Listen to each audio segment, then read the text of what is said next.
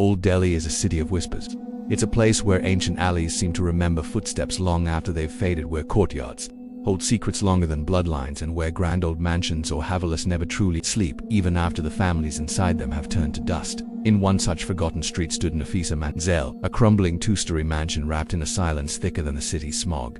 People said the mansion was empty, but those same people walked a little faster when they passed it, as if something inside was listening.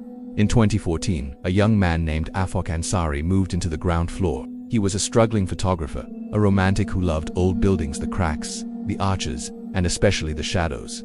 Good for dramatic shots, he'd say proudly. But on his very first night, Afaq heard something he couldn't possibly photograph. It was a faint, rhythmic counting, a sound that wasn't quite human, yet not quite distant either. It seemed to be coming from the locked room upstairs. EK Shah 1 2 3 4. It counted on and on, always stopping at 64 before starting all over again. At first he brushed it off. Maybe it was an elderly neighbor reciting something, but the sound was definitely inside the mansion. On the third night, his curiosity got the better of him. He grabbed his camera, deciding to film it for his vlog, and pushed open the heavy door leading to the staircase. The air in the corridor was cold, unnaturally cold for a Delhi night. The upstairs room was sealed with an ancient iron latch, smeared with dried red vermilion and tangled with long-dead marigold strands tied into tight knots. As he got closer, the counting suddenly stopped, and then a whisper, like dry leaves skittering across stone, crawled through the crack under the door. "Afaq, your name is not yet completed." He didn't wait to hear more. He bolted downstairs, doors slamming shut behind him even though there was no wind. The next day, shaken, he asked the elderly pawn seller on the corner about the noise. The old man's face froze. "You heard the counting, son. Don't go upstairs." Afaq pressed him.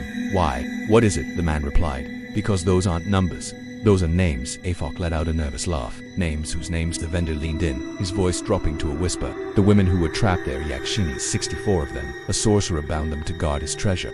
He died, but they remained." Afaq shook his head. "That just sounds like a story." The vendor's eyes were serious. "They need the 65th name to break free." Afaq swallowed hard. "Whose name will that be?" The vendor didn't answer. That night, he saw her, a woman standing in the courtyard. Her hair was long and dark, her face deathly pale, and her eyes were a milky white, without any pupils.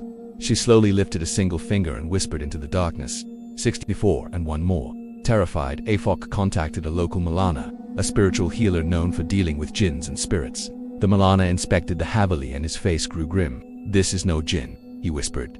"These are trapped feminine entities. Someone forced them to guard dark wealth. Their anger is older than this city."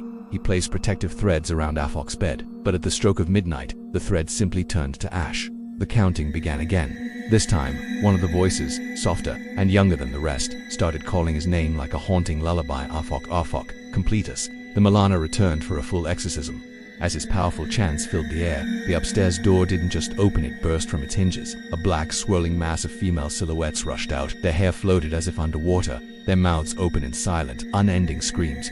Afaq dropped his camera, stumbling back as the shadows circled him, whispering numbers ek du teen, until they reached 64. Then, in perfect, chilling unison, they spoke, not 65, only Afaq. The Maulana screamed for him to run, but it was too late. With a shriek that cracked the very windows of the Haveli, the shadows rushed into Afaq's body, and then there was silence. The counting stopped, forever. 2 days later, the police broke into Nafisa Manzel after neighbors complained of a foul smell. They found Afaq's body sitting upright in a chair, his eyes wide open, his face twisted in a permanent silent scream. On his camera, they found one last recording. It showed Afaq staring blankly at the lens, an unnatural smile spreading across his face. And then, his own voice, a distorted whisper saying, "I am completed."